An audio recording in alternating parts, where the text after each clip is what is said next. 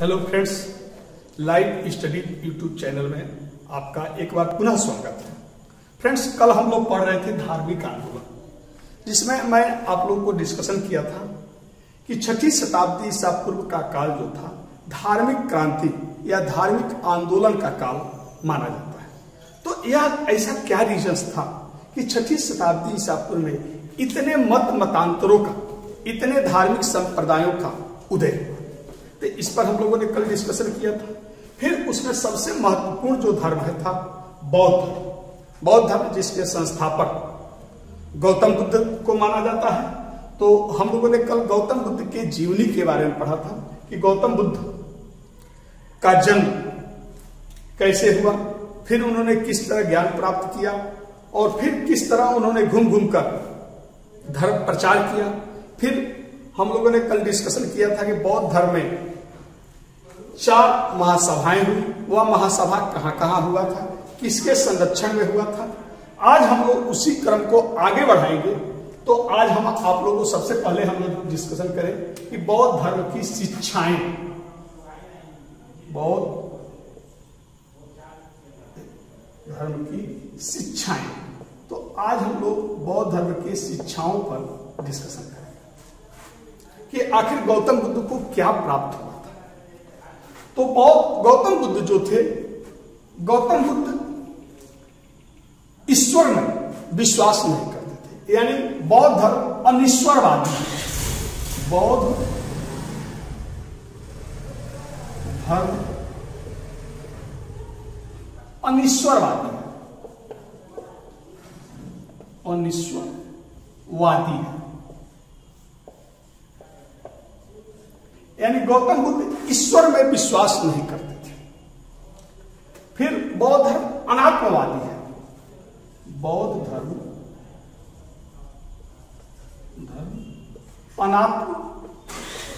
अनात्मवादी है। यानी गौतम बुद्ध आत्मा में भी विश्वास नहीं करते थे कि आत्मा अजर और अमर होता है। उनका मानना था कि जैसे ही मनुष्य की मृत्यु होती है उसी के साथ आत्मा भी समाप्त हो जाती है।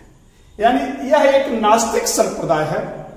बुद्ध ईश्वर और आत्मा में विश्वास नहीं करते थे, लेकिन पुनर्जन्म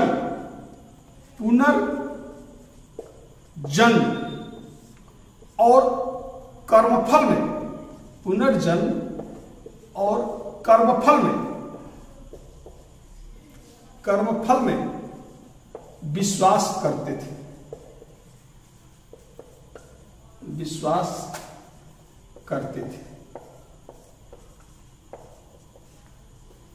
तो गौतम बुद्ध ईश्वर और आत्मा में विश्वास नहीं करते थे, लेकिन पुनर्जन्म और कर्मफल में विश्वास करते थे। यही पर बौद्ध धर्म में हिंदू धर्म से अंतर हो जाता है।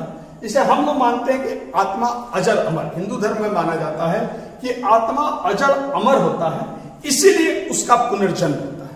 यानी मनुष्य जो है वह मरता है, जीता है, आत्मा तो अजर अमर है।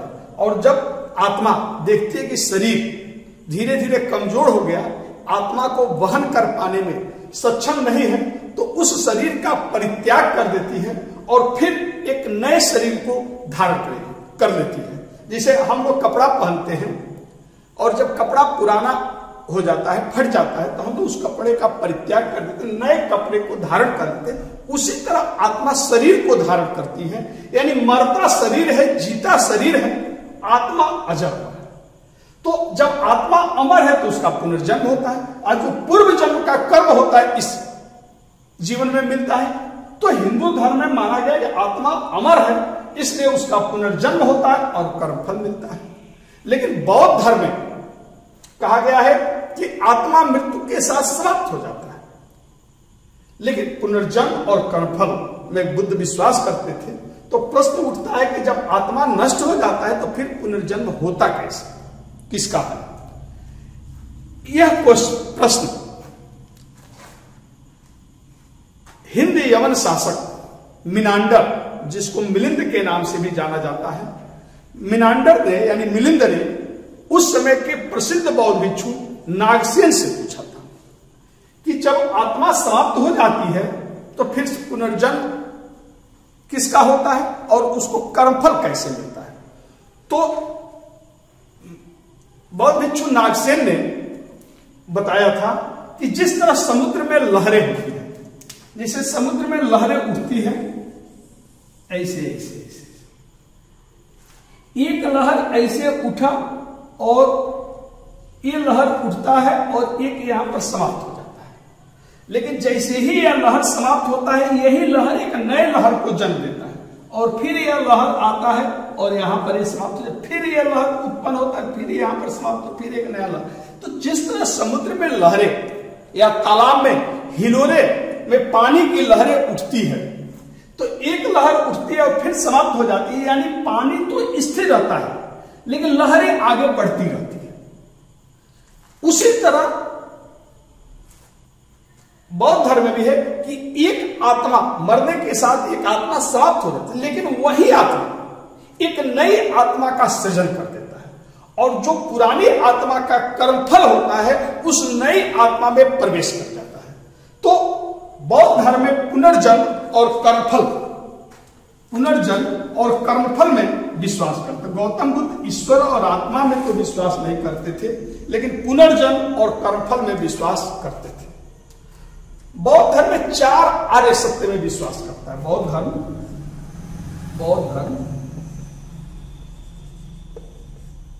4 आर्य सत्य में विश्वास करता है। 4 आर्य सत्य में विश्वास करता है।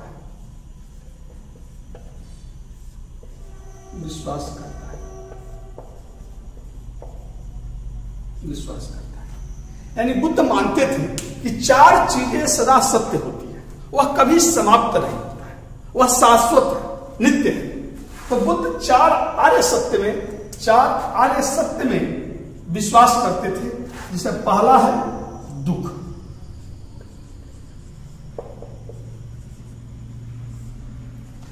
यानी बुद्ध मानते थे कि संसार में दुख ही दुख है, संसार दुखों का ढेर है। तो जैसे इनका मानना था कि जन्म दुख है, बुढ़ापा दुख है, रोग दुख है, मृत्यु दुख है, कोई अप्रिय व्यक्ति मिल जाता है तो भी दुख होता है, कोई प्रिय व्यक्ति मिलता है तो उससे वियोग न हो जाए तो भी दुख होता है। यानी संसार दुखों का ढेर है। तो बुद्ध का मानना था कि संसार दुखों का ढेर है, यानी संसार में केवल दुख ही दुख, कष्ट ही कष्ट है। इसी दुखों का निदान ढूंढने के लिए उन्होंने गृह त्याग किया था। तो बुद्ध कहते थे कि 4 चीजें सदा सत्य होती है, उसमें पहला सत्य है कि संसार में केवल दुख ही दुख है। दूसरा उनका था कि दुख समुदाय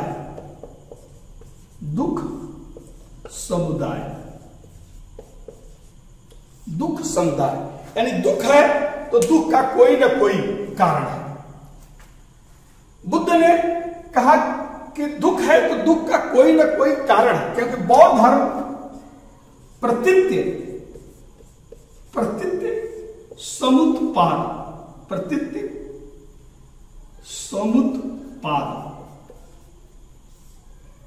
समुत्पाद में भरोसा करता है, विश्वास करता है। यह बौद्ध दर्शन का मूल है, प्रतीत्य समुत्पाद। प्रतीत्य का मतलब इसके होने से, समुत्पाद का मतलब होता है यह उत्पन्न होता है। यानी बौद्ध धर्म कार्य कारण सिद्धांत पर आधारित है। तो बुद्ध का मानना था कि अगर संसार में दुख है तो उस दुख का कोई ना कोई कारण है। बुद्ध ने दुख का कारण अविद्या और तृष्णा को बताया।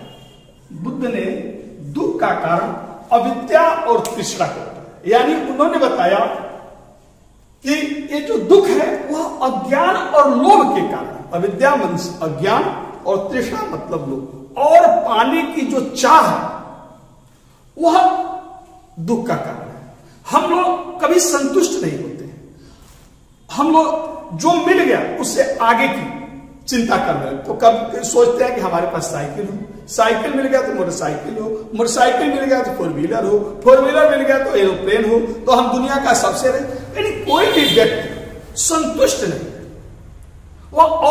पाने की लालसा में लगा रहता है, इसी को बुद्ध ने अविद्या और तृष्णा कहा और कहा कि यही दुख का कारण है और पाने की जो चाह है वही दुख का कारण है। यानी संसार में दुख है तो दुख का कारण है, और दुख का कारण उन्होंने क्या बताया? अविद्या और तृष्णा। तो दुख का कारण अविद्या, तृष्णा यानी अज्ञान और लोभ, और पाने की जो चाह है इसको बुद्ध ने दुख का कारण बताया। तो उन्होंने कहा कि दुख है तो दुख का कारण है। तो तीसरा है दुख निरोध। दुख निरोध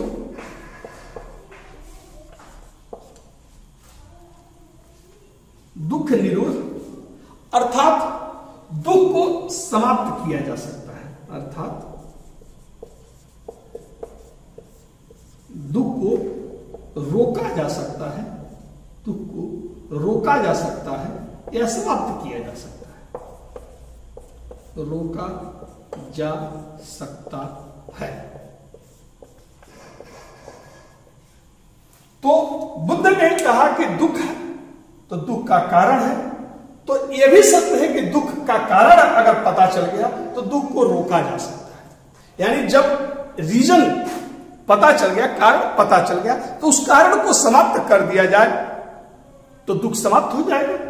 तो अगर अविद्या और तृष्णा दुख का कारण है तो दुख को, अविद्या और तृष्णा को समाप्त कर दिया जाए तो दुख समाप्त हो जाए। यानी यह भी शाश्वत सत्य है कि दुख को रोका जा सकता है। और चौथा आर्य सत्य है कि दुख निरोध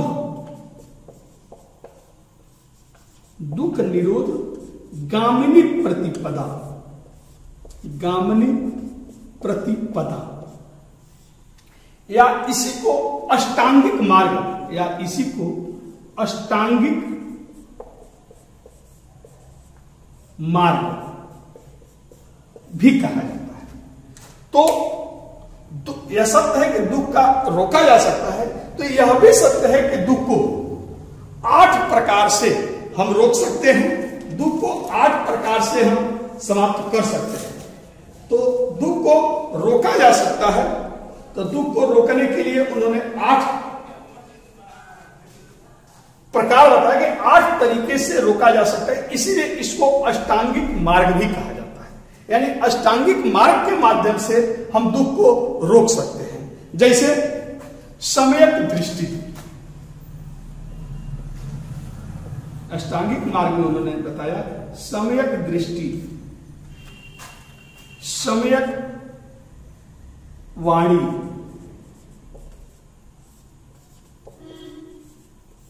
सम्यक कर्मांत,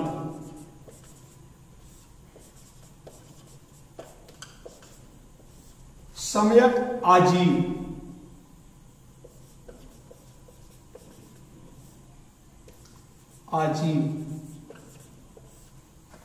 इसी तरह सम्यक स्मृति, सम्यक समाधि। यानी ये 8 तरीका को अपनाने से दुख क्या हो जाएगा? समाप्त हो जाएगा। तो बुद्ध ने 4 आर्य सत्य का प्रचार किया कि 4 चीजें सत्य है। पहला है दुख, यानी संसार दुखों का ढेर है, संसार में दुख ही दुख है। दूसरा है दुख समुदाय, यानी अर्थात दुख का कारण है, क्योंकि बौद्ध धर्म प्रतीत समुत्पाद पर विश्वास करता है। और दुख का कारण उन्होंने अविद्या और तृष्णा को बताया। तो कहा कि यह भी सत्य है कि दुख निरोध यानी दुख को रोका जा सकता है, और दुख निरोध का उन्होंने 8 मार्ग बताया, जिसको अष्टांगिक मार्ग कहा जाता है। तो बुद्ध 4 आर्य सत्य में विश्वास करते थे।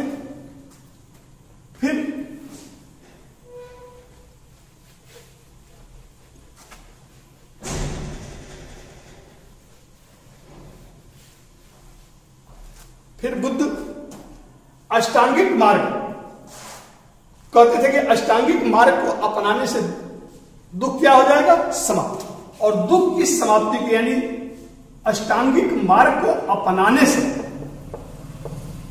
अष्टांगिक मार्ग को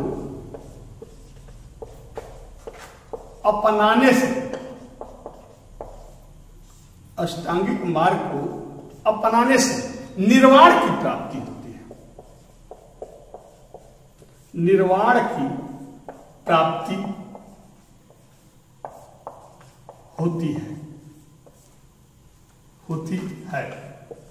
तो बौद्ध धर्म का जो चरम लक्ष्य है वह निर्वाण होता है, निर्वाण है। और अष्टांगिक मार्ग को अपनाने से दुख समाप्त, अविद्या समाप्त हो जाएगी, लोभ समाप्त हो जाएगा, और लोभ और अविद्या समाप्त हो जाएगा तो चरम आनंद की प्राप्ति होगी, जिसको बौद्ध धर्म में निर्वाण कहा गया है। तो अष्टांगिक मार्ग को अपनाने से निर्वाण की प्राप्ति होती है।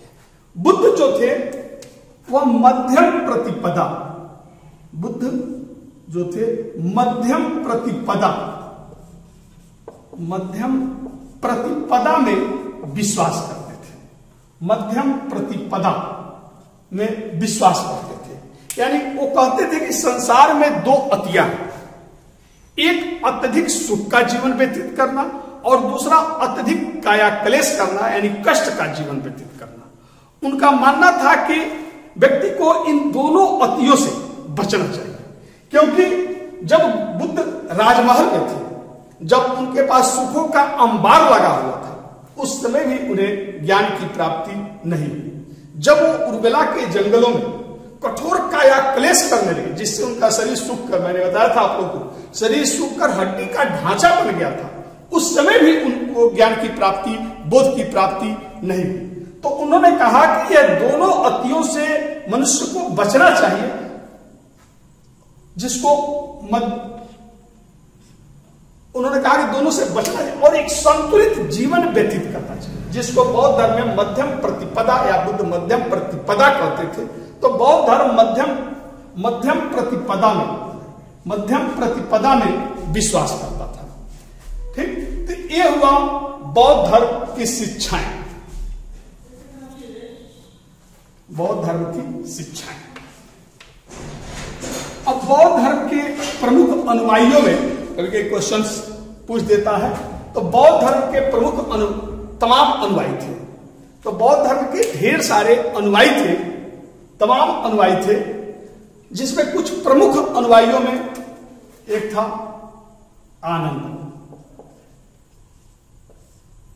आनंद, उपाली, महामोदगलायन,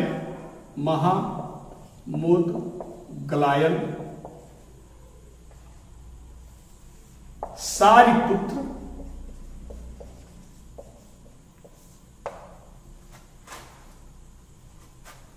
अनाथ पिंडक,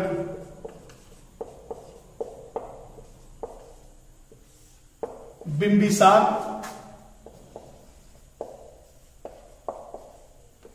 अजातशत्रु,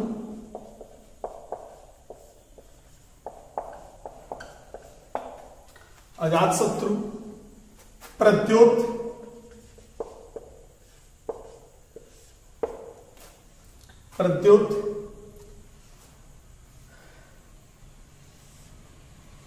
आपके जीवक, प्रजापति गौतमी,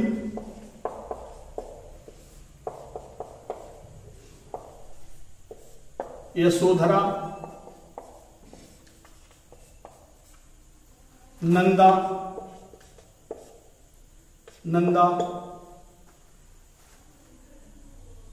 विशाखा आदि तमाम सारे इनके प्रमुख अनुयायी थे। कितने का नाम लिखा जाएगा। तो आनंद जो था वह गौतम बुद्ध का सबसे प्रिय अनुयायी था। यह गौतम बुद्ध का व्यक्तिगत परिचारक था। यह हमेशा बुद्ध के साथ रहता था और उनके जीवनचर्या की देखभाल की जिम्मेदारी आनंद पर थी। और आनंद का एक बहुत बड़ा योगदान भी है बौद्ध धर्म में, क्योंकि बुद्ध जो थे महिलाओं को संघ में शामिल करने के विरोधी थे। मैं पढ़ा भी चुका हूं कि जब उनकी मां प्रजापति गौतमी वैशाली में बुद्ध से मिली और वह भिक्षुणी बनने का आग्रह की तो बुद्ध ने ठुकरा दिया, क्योंकि वह महिलाओं को संघ में शामिल करने का, भिक्षुणी बनाने का विरोधी थी। लेकिन जब आनंद ने समझाया तो आनंद के समझाने पर प्रजापति गौतमी को भिक्षुड़ी बना लिया और महिलाओं को संघ में शामिल होने का द्वार खोल दिया। तो आनंद जो था महिला अधिकार का एक बहुत बड़ा हिमायती था। इसी तरह उपाली बुद्ध का प्रिय शिष्य था। ये आपके उपाली जो था यह नाई था। इसी तरह महामोदग्लायन और सारिपुत्र जो थे ये काशी के, हालांकि इनका महामोदग्लायन का राजगृह का रहने वाला था, लेकिन इस समय काशी में रहते थे। दोनों ब्राह्मण थे और दोनों बौद्ध धर्म को स्वीकार कर लिए थे और गौतम बुद्ध का इन पर बड़ा ही भरोसा था। तो यह भी गौतम बुद्ध के प्रिय शिष्य थे। इसी तरह श्रावस्ती का एक व्यापारी था अनाथ पिंडर, जो गौतम बुद्ध का बेहद प्रिय शिष्य था और इसी ने, यह बहुत धनाढ्य व्यापारी था, इसी ने राजकुमार जेती से जेतवन खरीद करके, राजकुमार जेती जो श्रावस्ती का राजा था, राजकुमार था, उससे जेतीवन को खरीद करके इसने बौद्ध संघ को दान में दिया था। मगध के नरेश बिंबिसार, इन्होंने बुद्ध को, बौद्ध धर्म को बेलवन वन विहार दान में दिया था। तो बिंबिसार भी बुद्ध के प्रिय अनुयायी थे। बिंबिसार का लड़का अजातशत्रु भी गौतम बुद्ध का एक प्रिय अनुयायी था। और मैंने आप लोग बताया था कि इसी अजातशत्रु के शासन के 8वें वर्ष गौतम बुद्ध की डेथ हुई थी और अजातशत्रु के ही संरक्षण में राजगृह में पहली बौद्ध महासभा का आयोजन भी हुआ था। तो अजातशत्रु भी इनका प्रिय शिष्य था। चंड प्रदोत, अवंती का नरेश चंड प्रदोत भी बुद्ध के प्रिय शिष्य थे। जीवक, एक बिंबिसार का राजवैद्य था, तो जीवक भी बुद्ध का प्रिय शिष्य था और यह आयुर्वेद का बहुत प्रकांड विद्वान था। हालांकि जीवक की मां जो थी सालवती थी। एक बार क्वेश्चन पीसीएस में पूछा जा चुका है, इसलिए जिक्र कर दे रहे हैं। ये सालवती थी और एक गणिका थी। जब जीवक का जन्म हुआ तो इसने इसको, सालवती ने इसको बाहर फेंक दिया और बिंबिसार का लड़का अभय जो थे वह इनको, जीवक को प्राप्त किया और इसी ने पालन पोषण किया। तक्षशिला भेजा था इसको शिक्षा अध्ययन करने के लिए और यह अपने समय का महान आयुर्वेदाचार्य बन गया था। तो यह भी बुद्ध का प्रिय शिष्य था। बुद्ध की अपनी सौतेली मां प्रजापति गौतमी भी भिक्षुड़ी बन गई थी, यह भी इनकी शिष्या थी। बुद्ध की पत्नी यशोधरा और प्रजापति गौतमी की पुत्री नंदा, ये भी बौद्ध संघ में शामिल हो गई थी, यानी ये बुद्ध की बहन थी। इसी तरह विशाखा और तमाम लोग बुद्ध के प्रिय अनुयायी थे, प्रिय शिष्य थे। फिर मैंने आप लोगों को बताया था कि पहली सदी ईस्वी में कश्मीर के कुंडल वन में बौद्ध धर्म की चतुर्थ महासभा का आयोजन हुआ था और जिसके अध्यक्ष वसुमित्र था, जिसने विभाषा शास्त्र की रचना किया था, और उपाध्यक्ष अश्वघोष था, जिसने बुद्ध चरित, सौंदरानंद, सारिपुत्र प्रकरण की रचना किया था। वो अपने समय का एक बहुमुखी प्रतिभा का विद्वान था। तो इसी चतुर्थ बौद्ध महासभा में बौद्ध धर्म 2 भागों में बट गया था, हीनयान और महायान। तो बौद्ध धर्म चौथी बौद्ध महासभा में 2 भागों में विभक्त हो गया, हीनयान और महायान। तो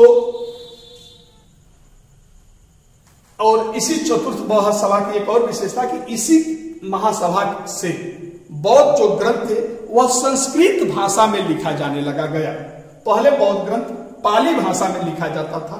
खुद गौतम बुद्ध ने अपना उपदेश भी पाली भाषा में दिया था, लेकिन महायान के जो ग्रंथ थे वह संस्कृत भाषा में लिखा गया। यानी चतुर्थ बौद्ध महासभा के बाद बौद्ध जो ग्रंथ था वह संस्कृत भाषा में लिखा जाने लगा गया।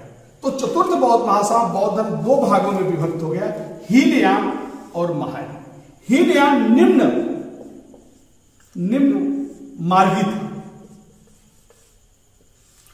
मार्गी था। यह एक रूढ़िवादी संप्रदाय था। निम्न मार्गी था, इसको कहा जाता है यह एक वादी संप्रदाय था। यह किसी भी प्रकार के परिवर्तन का विरोधी था। यानी हीनयान का मानना था कि जो गौतम बुद्ध के समय के नियम थे उसमें कोई छेड़छाड़ न हो, जिस तरह उस समय के लिए हूबहू पालन किया जाए। तो यह रूढ़िवादी संप्रदाय है, इसको निम्न मार्गी भी कहा जाता है। जबकि महायान जो है इसको यह उत्कृष्ट मार्गी इसको कहा जाता है, उत्कृष्ट मार्गी कहा जाता है। यानी यह सुधारवादी था संप्रदाय, सुधारवादी या उदारवादी संप्रदाय या उदारवादी संप्रदाय। यह नवीन परिवर्तनों को स्वीकार करने का समर्थक था। इस महायान का मानना था कि गौतम बुद्ध ने जो भी नियम बनाया था वह अपने समय के अनुकूल बनाया था, लेकिन आज समय बदल चुका है, परिस्थिति बदल चुकी है। जब समय बदल चुका है तो बौद्ध धर्म में भी कुछ सुधार करना जरूरी है। तो यह सुधारों का समर्थक था और यह किसी भी प्रकार के परिवर्तन का विरोधी था। इसी तरह हीनयान का जो लक्ष्य था अरहत पद प्राप्त करना, यानी इसका आदर्श अरहत पद प्राप्त करना था। यानी बौद्ध धर्म में माना जाता है अरहत का मतलब होता है कि स्वयं के प्रयत्नों से जिसे निर्वाण की प्राप्ति हो गया उसे अरहत कहा जाता है। और अरहत की प्राप्ति के बाद वह व्यक्ति जीवन के आवागमन के दुष्चक्र से मुक्त हो जाता है। तो इसका लक्ष्य जो था अरहत पद प्राप्त करना था, जबकि महायान का लक्ष्य बोधिसत्व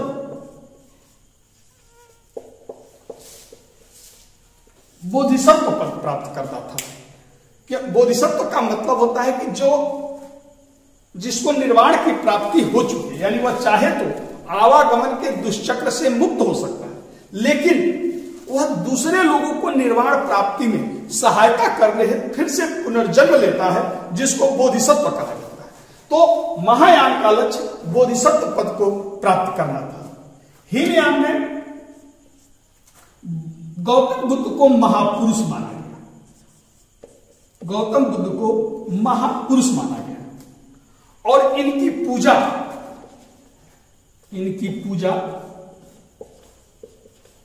प्रतीकों के माध्यम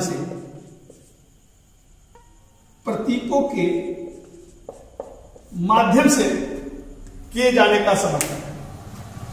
लेकिन महायान में जो था गौतम बुद्ध को देवता मान लिया गया, यानी इनको देवता का स्थान दे दिया गया और इनकी पूजा मंदिर में मूर्तियां बना करके की जाने लगी। मंदिरों में मूर्तियां बनाकर की जाने लगी गई, मूर्तियां बनाकर पूजा होने लगी। तो हीनयान में गौतम बुद्ध को देवता माना गया, महापुरुष माना गया, जबकि महायान में गौतम बुद्ध को देवता बना गया। इनके मंदिर गौतम बुद्ध और जो बोधिसत्व थे उनका मंदिर बनाकर उसे मूर्ति स्थापित करके इनकी पूजा होने लगी।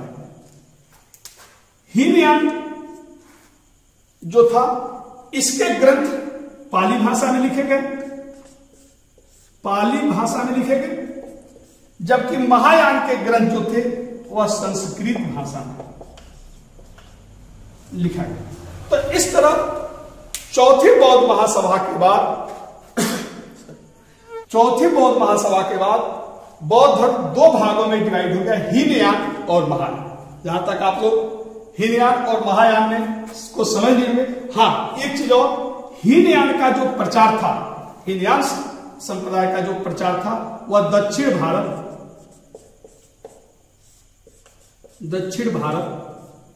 श्रीलंका, कंबोडिया आदि देशों में, जबकि महायान का प्रचार उत्तर भारत, चीन, जापान और कोरिया में हुआ था।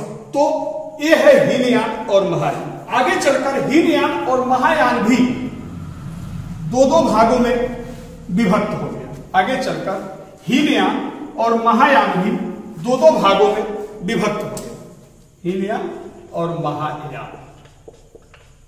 आगे चलकर हीनयान और महायान भी दो भागों में विभक्त हो गए, दो भागों में विभक्त हो गए। हीनयान और महायान भी दो भागों में विभक्त हो गए। हीनयान सौतांत्रिक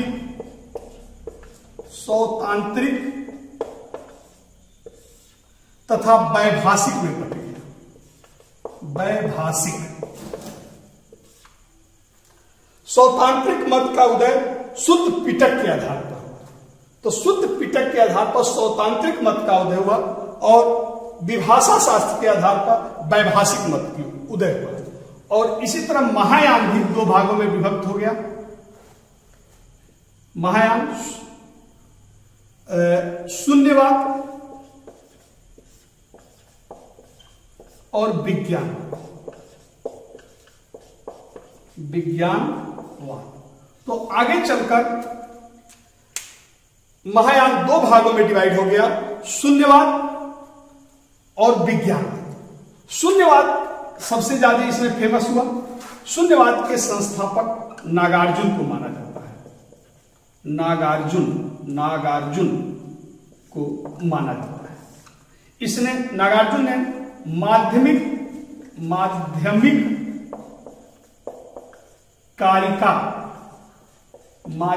कारिका सुत्त की रचना किया था।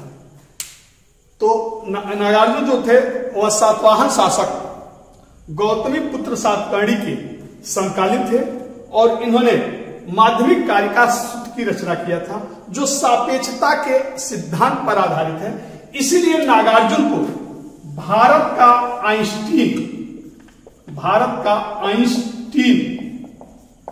भी कहा जाता है।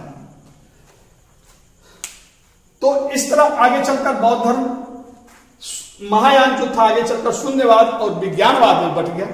फिर 6वीं शताब्दी ईस्वी के बाद बौद्ध धर्म में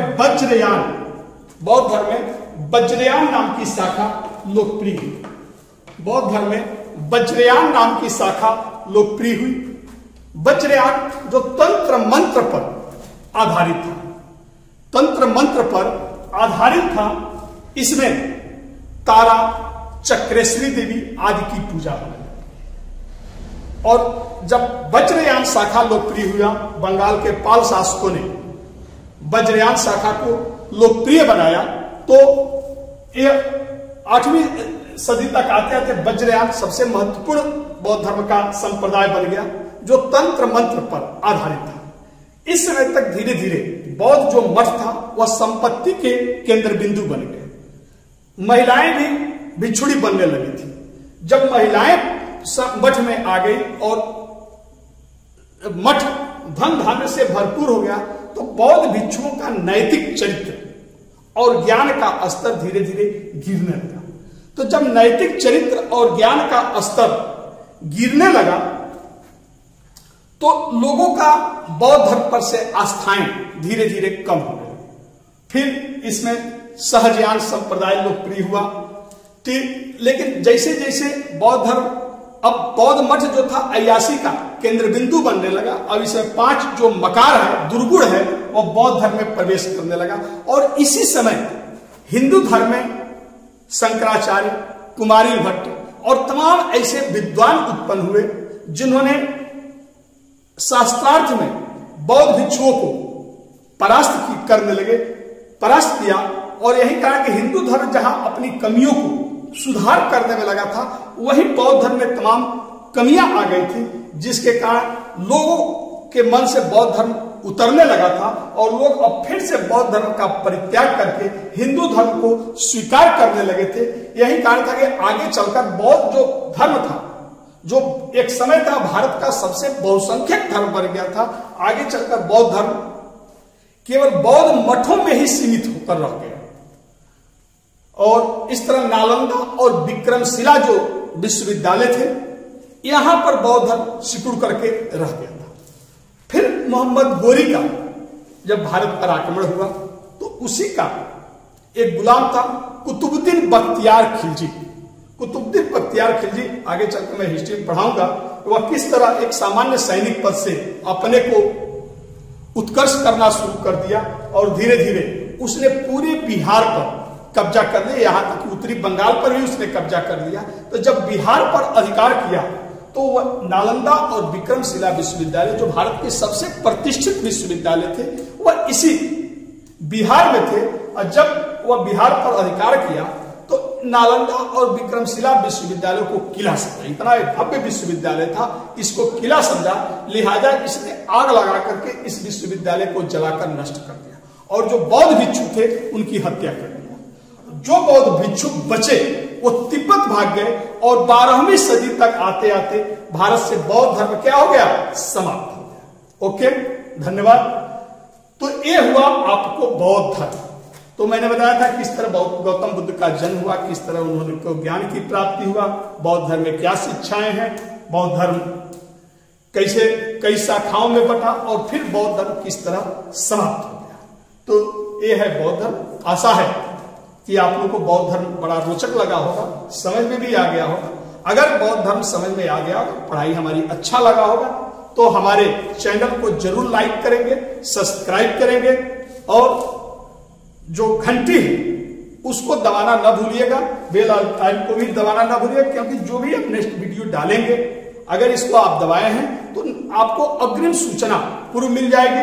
तो हमारा वीडियो को लाइक करिएगा, सब्सक्राइब करिएगा, साथ में अपने तो पढ़िएगा ही, कुछ अपने जो मित्र हैं उनको भी जानकारी दीजिएगा, उनको भी शेयर लिंक करिएगा, ताकि वो लोग भी इस वीडियो को देखकर लाभान्वित हो सके। धन्यवाद। ओके।